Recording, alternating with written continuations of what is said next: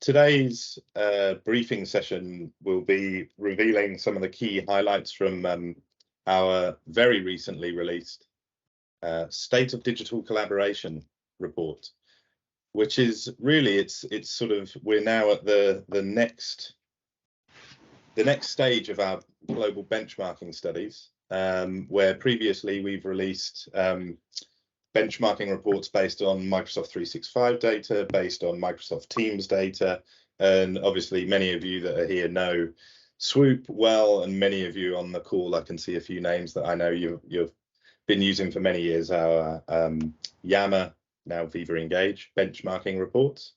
And we're even going to be including some SharePoint data in our Viva Engage benchmarking report later this year, as we now have SWOOP for SharePoint as a product that's getting a lot of interest for people that are running intranets on SharePoint online. So we'll get some really juicy data for our internal communication focused benchmarking report later this year, towards the end of the calendar year.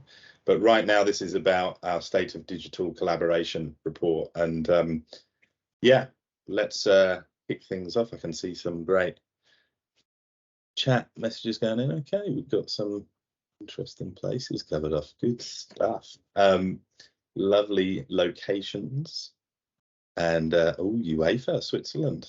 I'm a football tragic, so cool to see you on the line, UEFA. All right, we are at 5 past the hour. Let's kick off. There'll probably be a few more people dialing in, but if I could ask my SWOOP colleagues to hit that admit button as people jump in as we're talking. So today we're going to be, as I said, talking about our State of Collaboration report, and we have on the line today from SWOOP. There's a few of us, but those of us that are probably going to be most prominent, definitely Dr. Lawrence Lockley, who is SWOOP's co-founder and chief data scientist. Today, Laurie will be taking us through the meat of the session. I'll be here kind of emceeing, I guess, and trying to sort of keep things flowing. We've got my colleague based in Europe here, Nicole Scott, as well, and also was fortunate to be joined by my peer who looks after America for SWOOP, Gemma Saint. So there's a few of us SWOOPers here. You'll know us as we go. I've also got on the call, I want to call out, say a big thank you to Adam Dukes from Virgin Media O2, who's joined, who later on in the session will be sharing some of their experience. Virgin Media O2 came out as a really strong performer. There were teams in that organisation who were doing some really cool stuff. So we'll be talking with Adam a little later on. First, though, I would like to invite you to do a little bit of a poll. Let's start off by finding out a bit. I've got 3 questions in a poll. If I could ask you to scan this QR code, or if it's easier, go to menti.com and use the code on screen there. And there are questions for you to answer. Oh, God. I see there's a few of you already in there. In a moment, I'll flip to the results as they're coming in. 38, 85.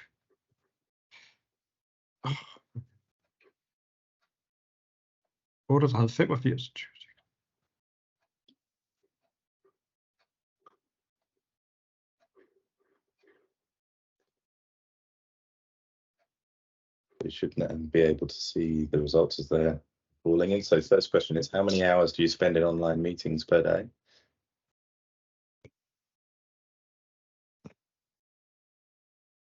So 2 to 3. Few of you spending 4+ hours. That seems like a decent chunk of time spent in meetings per day. Next question. How many hours a day do you estimate you spend in email, dealing with email?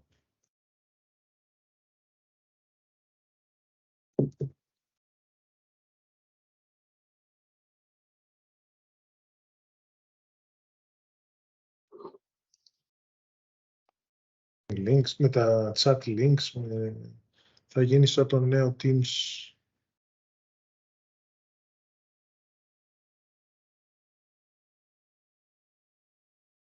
And then to use Microsoft Teams channels daily to collaborate.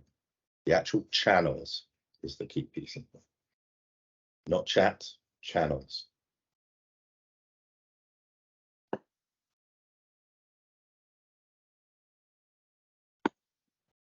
Interesting.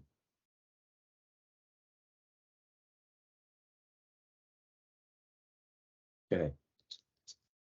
So just wanted to get a sense of where things are at. So just taking a look at this now, how many hours do you spend in online meetings per day? Most people on this call will be sort of 1 to 3 hours, with a few outliers, a decent enough number saying 4+ hours in online meetings per day.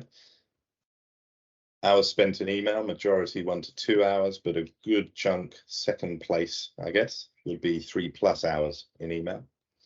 And then using Microsoft Teams channels, seeing 21 saying yes, you consistently use channels to collaborate. So that's great to see. I think sort of reflects the digital collaboration mature audience that we probably have on this call. But just wanted to get that data from you as an interesting way to sort of get some sense around those 3 key pieces. They're all areas that we're going to be touching on in this session.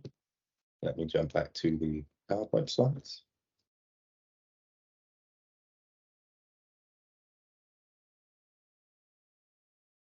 And I think at this point, I might throw over to Laurie. Now, Laurie, I know you're working remotely well, as we all are, but I've got a really solid connection. So I'll just keep sharing screen. If you just call out when you want me to move forward, that would be great. Yep. No, that's fine. Thanks, Pete. So for those of you who aren't familiar with how we benchmark, we don't run surveys. We actually are a workplace analytics organization. I think we've just been labeled work style analytics by Gartner, and we actually look at what everybody does. So rather than just surveying a few people, we look at the totality of the interactions that are taking place on the platform. So as we said, this year, M365, sort of 19 organizations, that 266,000 does include guests. So when we take it down to active employed by the company, we're around about the 125,000, which is quite a number. Then we also looked at teams, so 67,000 teams across 17 organisations, and also close to 100,000 active participants in Teams channels. We're calling this Teams channels. So you can just move forward, Pete, so we can get onto the main findings. So I'm going to go through these 4 main insights. So the first one, I think some of you may feel is a little bit out there, and that's to say that we think that the narrative around employees being overwhelmed in too many meetings is actually a myth. Now, I don't know if you people that are on the call, you saw the data that you provided to us. We would contend that you are in the top 1% of meeting users across the M365 community. So let me drill into that a little bit, Pete, if you go to the next slide. So, as I said, only 1% of employees on average, we believe, are actually overloaded. That's 5 or more Teams meetings per day. Now, some of you say, well, I do that. So you would be in this 1%. Less than 17% have more than 2 meetings a day. Right? And then less than an hour a day is spent in Teams meetings. Now, this is pretty much similar to what we found last year when we did our inaugural M365 benchmarking. So if we go to the next slide, Pete. So this is, we can stay on this one, this is fine. So we received some unexpected validation from some of the data that we've been going through from this most recent report that Microsoft released on, well, basically it was about AI and how AI is going to fix work. To appreciate, the AI thing, well, in fact, AI isn't surveying you either. They're actually, it's actually going through all of what you do in the same way that we do. Probably in a more sophisticated way, but nevertheless, this report was about that. But I'm bringing to attention 2 quotes from that report. The first one was from the survey data, which is something we hear a lot about, and this is from the Glint data. The number 1 productivity disruptor is inefficient meetings, followed closely by too many meetings at number 3. So this is the narrative that we've been hearing from the survey data. In the same report from Workplace Analytics, the heaviest meeting uses the top 25%, spend 7.5 hours in meetings, or 1.5 hours per day. Now, when I looked at our own data for the top 25%, we came up with 1.6 hours per day. So in essence, what we're saying is that the busiest people are spending about 1.5 hours a day. Now, that's less than what you people on this call have said. But in essence, this is 2 studies, ours and Microsoft, saying, well, this isn't a big number from what we can see. Is that really overload? So what are we seeing here? That in some sense, surveys are telling us one thing, analytics is telling us completely something different. So what's going on? So if we can move, Pete. So basically, what we're seeing is that if we accept that the vast majority aren't in too many meetings, what are they doing? So now remember, when I picked this data out, I didn't, you could say, well, we've got frontline workers, they're never online or anything like that. I only included data on people that had at least one meeting in the 6-month period that we went through. So in essence, they have engaged. And when we look at that, we still get these sorts of numbers. So what we've got is really a large majority of people that are actually under interacting. They're actually not interacting as much as we would like. So this is important because if we go with the narrative that people are overloaded, all of our interactions are going to be about how do we fix that problem. But if the real problem is the under interacting people, what are we doing about that? Let's move on, Pete. Yeah, we're labeling that the silent majority. The second insight is that when we collaborate, and I should say with our SWOOP for M365 product, we actually we classify 7 different habits that we believe are important in digital collaboration. So there's how you balance email with other styles of interaction, how you use chat, how you use communities, your online meeting behavior, turning the screen on, your camera on, whether you're sharing files in SharePoint or in OneDrive. Those are the 7 habits that we measure, and we look at how within groups those habits vary. And of course, the contention is that the more variance you have in habits in group work, the less effective that group's going to be. So if we move on, Pete, we can talk to that. So what we found is that, well, now we've got to, sorry, I've just missed my thread. We're talking about email here, sorry. So I think the 80 minutes a day on average, I think pretty much the survey that with the Menti poll, you fell within that. But I guess for me, the more shocking thing is that unlike the people on this call, 76% of people hadn't used a Teams channel. They hadn't sort of posted in a Teams channel. 71% had not posted in Viva Engage, or what we call Yammer. In fact, almost 25% hadn't even used chat. Right? So we really aren't using the full potential of M365 by a long way. We have a section in the report on ROI. What would be the return on investment if people were using the habits to their best effect?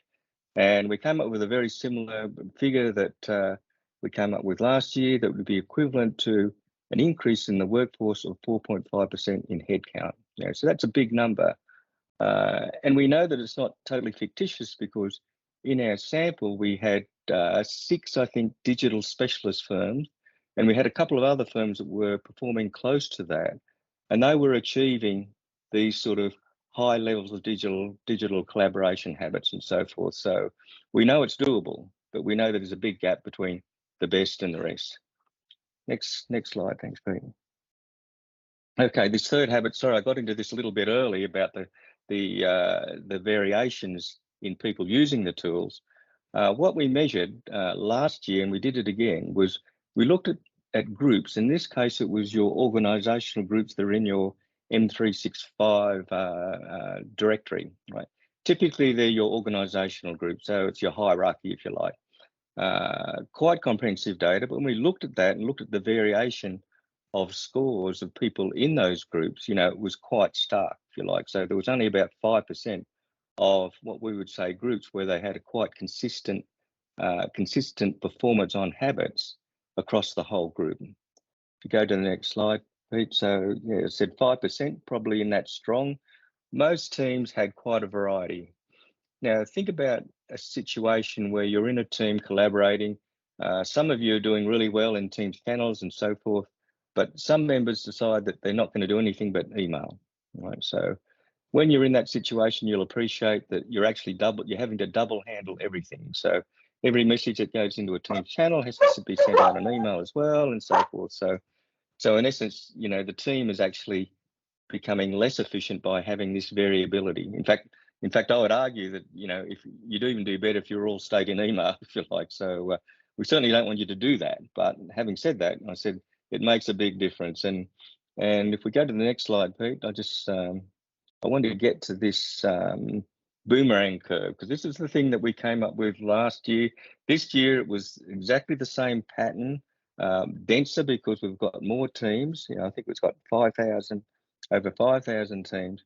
Now, to explain this graph, on the vertical axis, we've got the average digital performance score for each group, right? And group being your Active Directory group. On the horizontal axis, we've got the variance in the habits within that group. So if you like, it's the performance versus the variance. So as you can see, right in the bottom left corner, we have actually quite low variance and low performance. And what that is that the team is actually performing poorly together, if you like, right in the bottom left. Now you see the little bit of a claw there. I think we're calling it, I forget, one of our customers called it the toe or something like that. That little piece about the 0.3 level is actually a group of people that are very good at meetings. So they share their screen, they have their camera on. In fact, they're also good at using SharePoint, but they're terrible in the other habits. In fact, they score close to 0 in the other habits. So there's a little bit of an effect down at the bottom end. Right at the top end, where we've got our high performers, we've got high average habits performance, and we've got low variance. So in essence, that's the aspirational area to be up the top left. But the fact that we move through this boomerang curve infers that there's some sort of group learning journey going on here, right? So that as one or two members start to get what they should be doing, they start to slowly influence other team members. And around the 50% mark, you know, the critical mass starts to kick in. They can start moving up the curve again. So this is an interesting effect that we're actually seeing in our case studies as well. We're seeing that many organizations are struggling with some leaders and some laggards, and they're struggling to get traction across the team. But then when they get it together, you know, they really start to fly. And you'll see some of our case studies in this space are around teams at that top left. So the message, I guess, to people on this call that are trying to facilitate the learning journey, you know, you can only do so much with telling people that there's videos on how to use Teams and M365. You know, sort of, we think that the social learning effect is the most effective way to move forward here. We've seen it in action. We've seen groups and teams where members have been able to influence their peers, and you know, things are really taken off. So I think this is a very important effect to take note of, and we'll be building this into our platform. In fact, we're putting it into the custom benchmarks we're doing as well. So those of you that are getting custom benchmarks from us, you'll see your groups dotted along this path, and you'll be able to tell what sort of level of maturity you have from that. You move on, Pete. Just before we move on, Laurie, I'd just like to take a chance. There's been a few comments in the chat, and on this chart here, I wanted to just throw it out to the crowd around this, where you've got novices down in the bottom left, and there's sort of a mini curve that goes to meet and store, and then the bigger curve that goes round to elite. That meet and store piece is sort of like the false dawn, right? In a way, where people feel like, hey, we've totally adopted Teams and we've transformed how we're working. Whereas in actual fact, they're pretty much just meeting and storing stuff in SharePoint, using Teams for meetings and chat, maybe. And I wanted to see if either in the chat or if anyone wants to come off call and share your story, if that resonates with people, that you sort of you put all this work in and people reach a point where they're doing a couple of the things that the toolkit can do, and then there's the real sort of champions who are around that curve or getting around that curve to use much more of the functionality. Is that a story that resonates with you, audience on this call? Does anyone have any thoughts on that? Yeah, so certainly go to your chat with that, but you can see from the density of this curve where most of these groups are. They're at the bottom end, some just turning the corner, and a good sprinkling, I would say, moving up the curve. But nevertheless, what we would like to see over time is the thicker bits moving to the top left, of course, and that's the journey we want to see sort of be completed. So the next slide, Pete. Jump on. Okay, so I guess this is sort of some suggestions as to what we should do to work more consistently here. And as I've already said, the peer-to-peer learning is very important. One of the things that 70-odd% of people never posting to a channel certainly was a surprise to me. And I was thinking, you saw your own results. Most of you are using channels. So what's going on here? And I think that there's a lot of people that they don't even have the opportunity to post to a channel because they aren't in a channel, right? There is no team that they're a member of. So recently I've been making the recommendation that as a functional lead, as a group lead, this is your formal organization, you should set up a Microsoft team. There should be a place for your staff in your functional groups to be able to go and post in a channel, right? So if you're not posting in channels and you're posting, you're more likely posting in chat or an email. And, this is where knowledge goes to die right now. AI is not going to save you, right? So remember that AI just deals with what's in there. If AI runs across your chat messages, it's more likely to discover, what time you go to lunch or something like that, not the knowledge nuggets, if you like. So if AI goes across a structured sort of discussion like you have in channels or Viva Engage Yammer, it'll do much better as well. So the number one recommendation I have is that people have to have a place to participate in channels. Functional leaders need to take ownership of that space, even if it's not to collaborate peer-to-peer, even if it's mostly a communication channel. It doesn't matter. There is a place that is being kept and managed. So if we can move on, Pete, we're running a little late. So the final insight, I guess, is a good insight, I think, and that is, this is 2023 now, and the benchmarking period was early this year, so the first 6 months of this year. We've seen a significant improvement across the board in terms of overall activity. Now, I've been critical about the balance of that activity, but in fact, when you look at the overall activity, it has gone up now. In fact, some people would say this is surprising because we've seen more people go back to face-to-face and in the office, and therefore you might think that the digital interactions might go down. In fact, it's the exact opposite. It's actually gone up. If we go to the next slide, Pete. So as I said, activity levels year to year, sort of 20 to 30% up, despite people returning to the office. 30 minutes a day on average is spent on SharePoint files, 17% growth in use of team guest accounts, right? So that difference between the 125,000 and the 266, they were guests. So people are actually participating with some organisation. It is uneven. Some are making great use of guests, others aren't using them at all. So, but nevertheless, the trend is there, and of course, in our Teams product, we actually use machine learning techniques to classify the type of team you are. So there's 4 types of teams. The self-directed is our aspirational one, where largely every member is interacting with every other member. We have a community, which is like a self-directed team, but it has a gallery of people less active. We have single leader teams, which are, if you like, some functional groups are probably like that. And then we have forums, which are pretty much, if you like, they are still led by the functional leader, but there's mainly Q&A type stuff in there.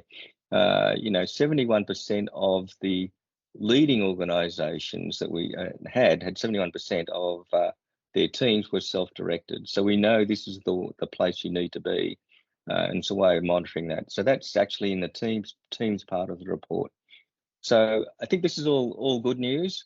What we're seeing is that the face-to-face is probably generating more digital activity rather than less. And I think that's a good thing. It's something I've seen in the past as well.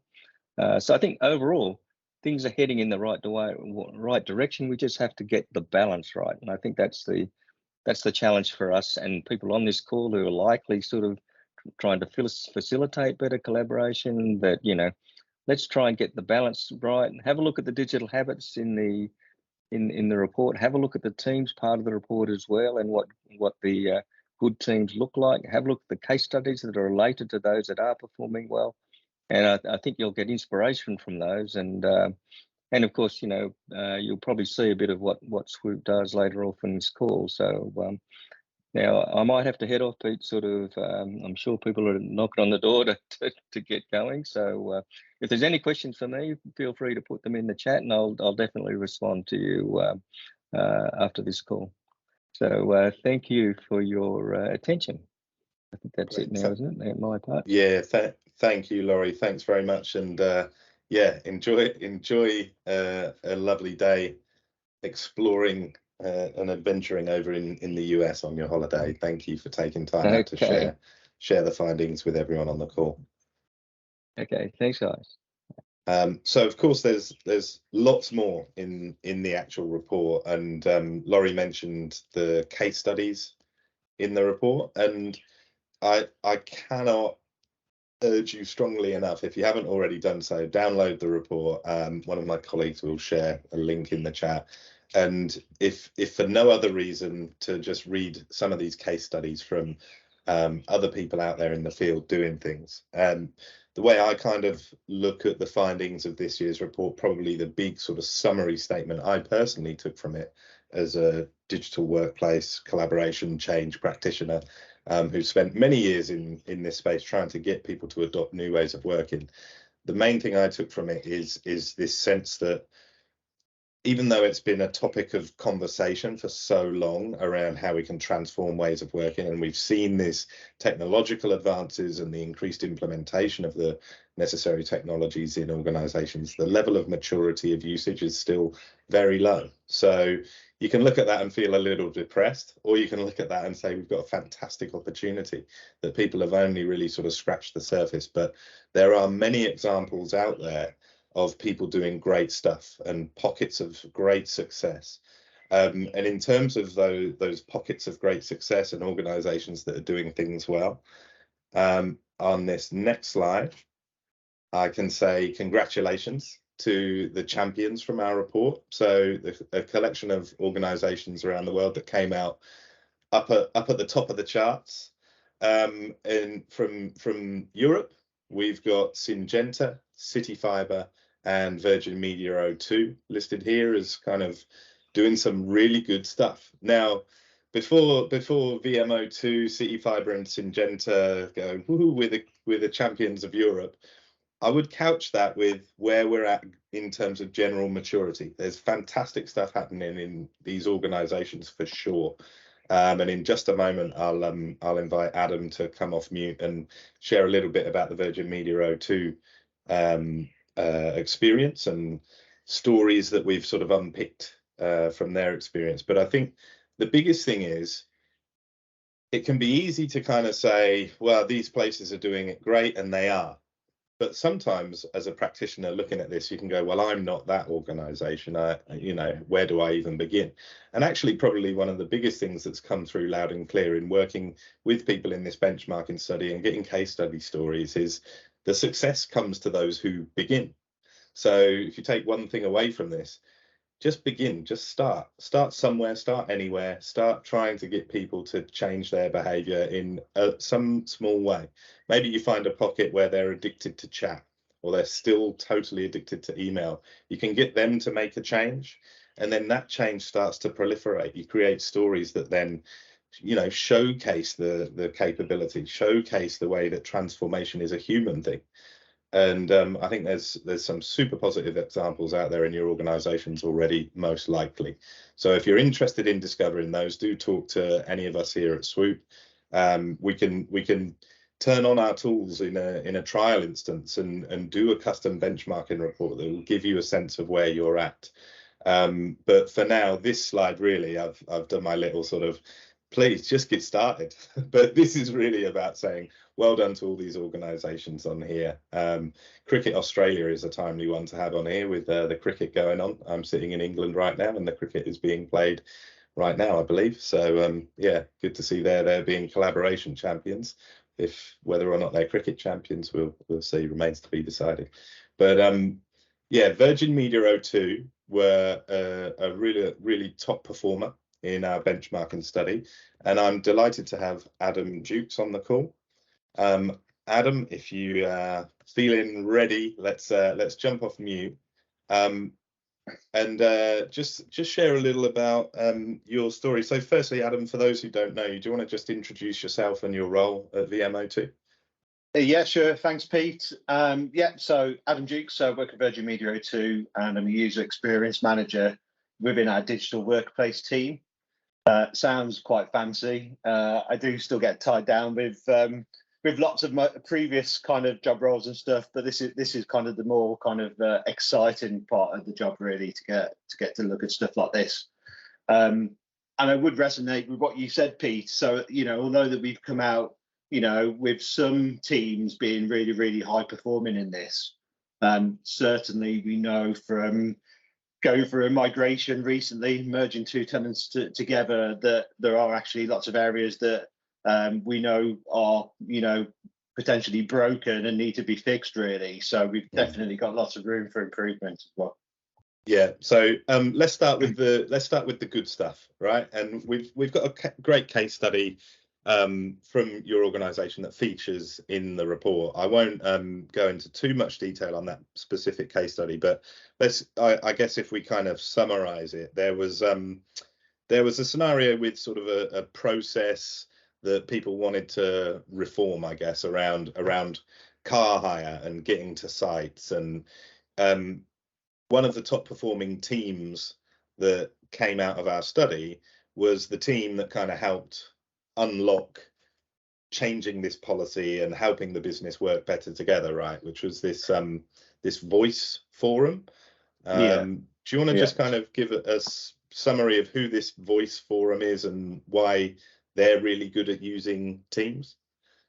Yeah, so the voice forum are employees of the company that all sign up and have a sort of exact level reach to address any issues that we're reporting back into them. So it's like it's like a sort of a really high level feedback mechanism. And traditionally, you know, that kind of stuff has happened with people talking, people emailing. You know, sort of we're relatively newcomers to the Office 365 world. You know, so the last 3 or 4 years really that we've been using it.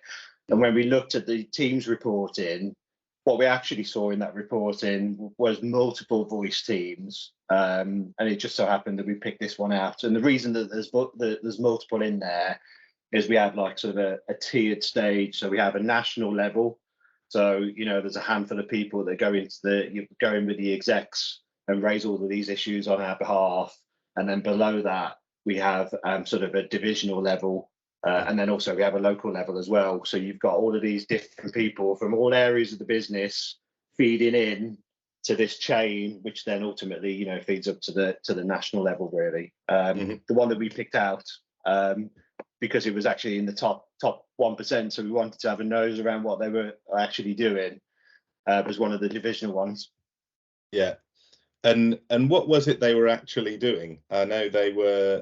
It was the CTO forum, right? So the CTO division. That's right. Yeah. So I mean, this particular example, and there were many other examples that they were doing, but this one was looking at a bit of a broken process that we had within the business. I'm sure that anyone else in the UK would have probably seen this as well, but we rely heavily on hiring cars. You know, if people are going to an office that's not their office, predominantly we would recommend, you know, that it's kind of the limits are, you know, I think it's like 100 miles a day, and if you go over that, then you hire a car.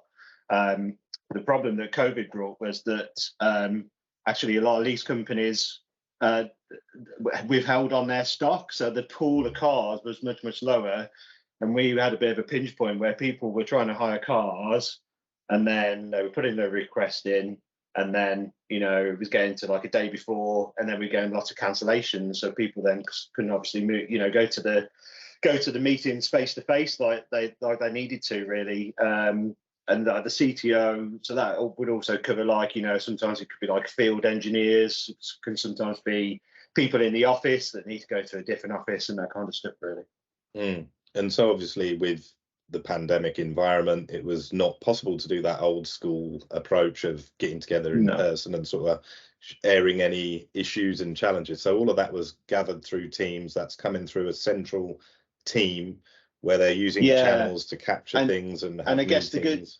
the good thing, and I've alluded to this in our sort of chat comments actually, that we were joining sort of two businesses together, the sort of the O2 side of the business. When Teams was rolled out to them, they were told to use Teams chat for everything.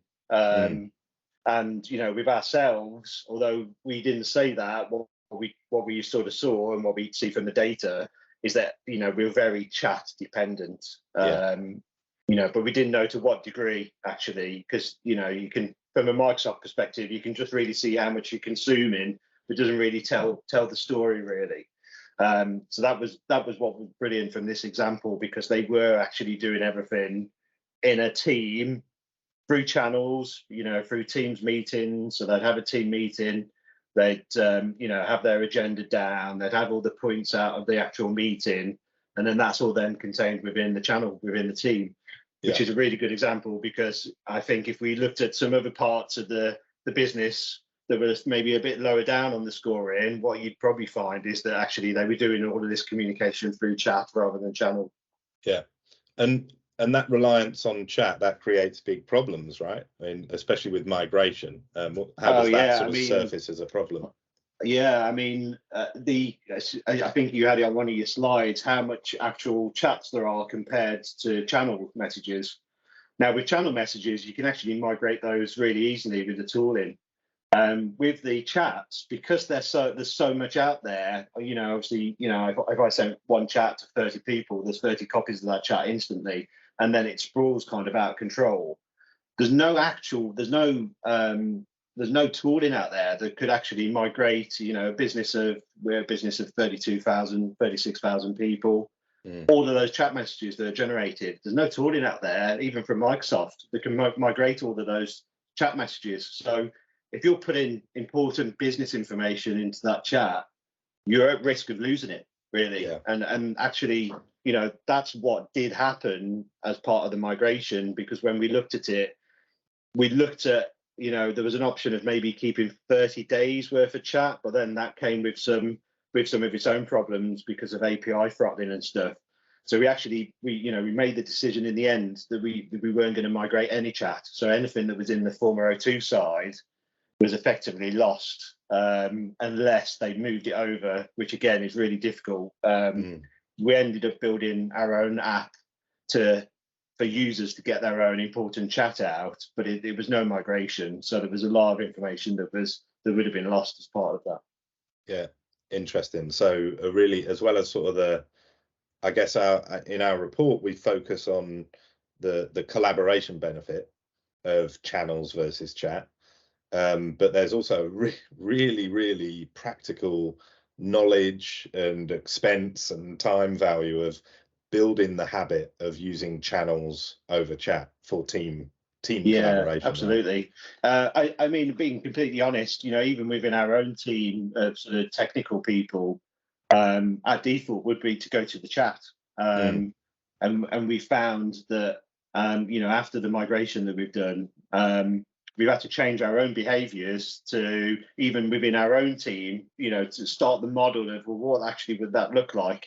And the way that we work now, rather than having a chat, we still have the chat, but rather than putting in a question that might have a technical answer into that chat, we kind of police it now. So if anybody puts anything in, we say, actually, well, can you put that into the channel that we've got within the team? Yeah. And then we just actually have a little, if somebody posts in the channel, we've got a little flow in the background that posts a message into the Teams chat that just says, a new post has gone into this channel, can you go and have a look at it, kind of thing. So that's how we're kind of redirecting people, and I think that's how it seems to be working quite well. There's a lot of resistance within people in our team that just want to work the way that they used to work in. But just that little change in itself has brought on a big change in our own chat. So now our chat is only kind of emergencies only really now, which is what it should be. Yeah.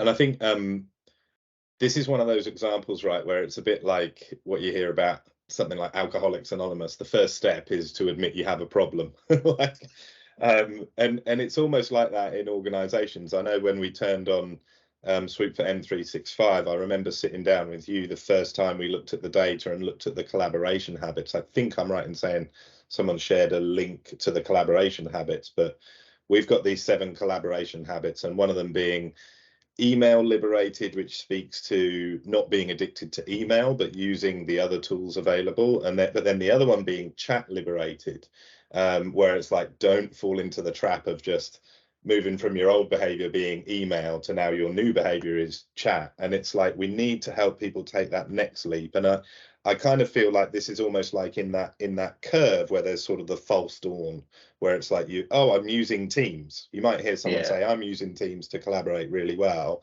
but actually they're leveraging chat, which I can't remember the specific numbers, but it's something around 3 or 4 times as many chat messages per email. So if in the old world you would send 1 email, now you send 3 chat messages because of the way it's slightly sort of easier to send multiple chat messages.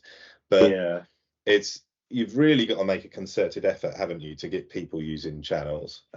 Absolutely, but I think part of the problem is that actually without kind of the M365 analytics through SWOOP, there's no way that an individual can know what their current behavior is against the kind of best practice. Yeah. So because all that we can look at is how many from Microsoft, how many chat messages have been sent in total, how many meetings have we had, what's the total amount of meeting time. So you get all the consumption, but you don't really get the journey, and then you've got no way then of seeing, well, actually, where am I today, and actually where should I be, and what can I do to get there. And that's the bit really that I feel is really resonates with me quite strongly with the SWOOP analytics, because it allows you to, at an individual and an enterprise level, show that story and show where actually you can get better. This is going to look like a really cheesy segue here, because I want to do this while you're on the call, actually, in case you've got some comments, Adam, about sort of what you've seen and how you've used the tool. But for those who haven't seen SWOOP for M365, I did have in the slides to show a quick sort of couple of screenshots and things, but I just thought, well, while we've got you on the call, Adam, and I know you and I have sort of chatted a lot about the data, if I share screen and we show people the kind of stuff you're actually referencing, because there'll be a few people on here who haven't seen it yet. Let me share this. Here we go. So this is SWOOP for M365. And these are the 7 collaboration habits that we've been talking about. If we take a quick look just at chat liberated, like this is one on this demo, you're basically seeing at an enterprise level, or I can drill down to a particular segment, or I can look at my own data on the personal dashboard. So you've got those 3 different perspectives. Looking at the whole enterprise, I can see what's the overall collaboration score. And this is benchmarked against SWOOP data from a lot of organizations around the world, where we can see this organization's doing pretty well. They're doing very good because they're in the 85th percentile overall. That overall score is made up of the culmination of these 7 collaboration habit scores. So I can look at this and see, as an enterprise, we're doing fantastically well on being email liberated. We're doing good on asynchronous collaboration. We're really chat liberated, but we're not very good at file sharing. So at a high level, I can take a snapshot and see, based on the actual usage data in Microsoft 365, I can see where do we need to focus our energy and effort. This demo organization is really very good, but just to kind of explain this chat liberated habit, imagine you've turned this on at Virgin Media O2, you probably wouldn't see a 98th percentile performance straight off the bat. That might be something aspirational, but what it's showing you is our benchmarking data tells us that people who are chat liberated send less than 27 chat messages for every 1 Teams channel or Yammer message, or in the case of Virgin Media O2, Workplace from Meta. So we can see those sort of asynchronous channels versus sending chat messages. And it gives you the score for your organization. So this would look different for you at VMO2, obviously, but in this demo example, it's giving you an actual exact ratio of this is the proportion of chat versus channel or social messages. So Yammer, Viva Engage, Workplace Remember. It definitely wasn't. It definitely wasn't 98%. That's for sure. You know, as I say, from the migration, we kind of knew that we had a problem, but we couldn't really sort of visualize that to anyone. You know what the problem is, or even like knowing how if we sort of make changes to the way that we want people to work and work with people and train that out. Even then, how can you monitor that you're making a difference? There was none of that really until, you know, we started looking at something like this, and it really does, you know, paint the picture. And then also as well, you know, because you can do it on an individual level, potentially the stuff that we can filter in, you know, where we look at kind of, you know, how we're working, and we have people have individual targets set every year. You can even bake improvements into that, so you can encourage the positive behaviour and increase in the individual score for each person, which then obviously, you know, ties into the enterprise level. But yeah, I mean, it definitely painted the picture that what we suspected of having a problem, we definitely do have a problem, but it gives us something to reference and then to work on, and then hopefully see a difference in the future, really. Yeah, and this is a good demo example. I've hit on the legal department here, and you can see this is probably a more realistic kind of view that you might get of a lot of departments in an organization, where there's some things they're doing okay at, but there's room for improvement. There's other things they're really not good at. And so here, this legal department in our demo company, they're scoring very low on their asynchronous collaboration. So they're really spending too much time comparatively in real-time activities versus using Teams channel or social messages. So it gives you that stuff where you could say, right, let's focus with the legal team on this particular habit, and then let's go back and measure it after a few weeks or a few months and see how we're tracking, and if our interventions, if our training, if our support is making a difference. So yeah, really appreciate you sort of sticking on off mute and sharing your thoughts on this, Adam, and thank you for sharing your case study example as well, and the kind of value that you've found from having this insightful data at your fingertips. Really appreciate it. No worries. Thanks, Pete. So I'm gonna jump back to the slides now.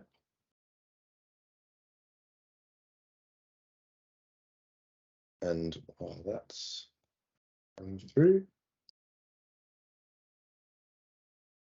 just want to finish off by inviting you to get benchmarked. I know that there's been a fair bit of chat going on, and this is obviously, as I said at the start, this is the key findings from our State of Collaboration report.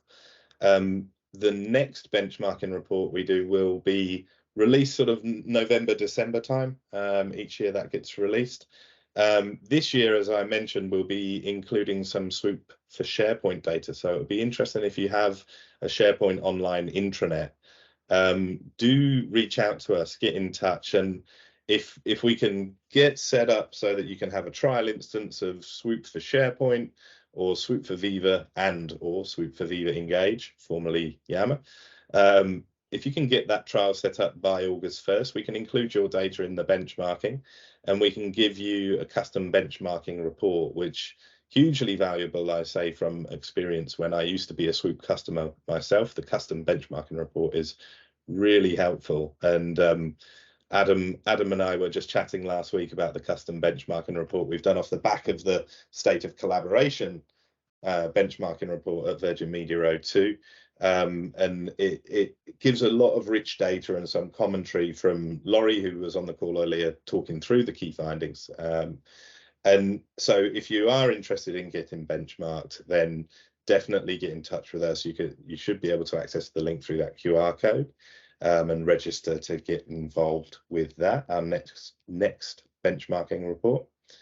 But if you want to read this year's benchmarking report, then here's the link to download that. As we've said, there's lots of good case studies in there. The data, the numbers, that's one thing, but definitely the case studies and the stories that we hear from people, the likes of Virgin Media O2, City Fibre, there's a really nice case study in there, another one of our collaboration champions this year, and there's lots more in there from around the world. So make sure you download that report if you haven't already done so. Have a good read, and yeah, if you have any questions or any ideas, thoughts, feedback you'd like to share, please feel free to jump off mute in these last few minutes of the session and share your thoughts or your feedback or your questions, or if you're more comfortable, whack it in the chat.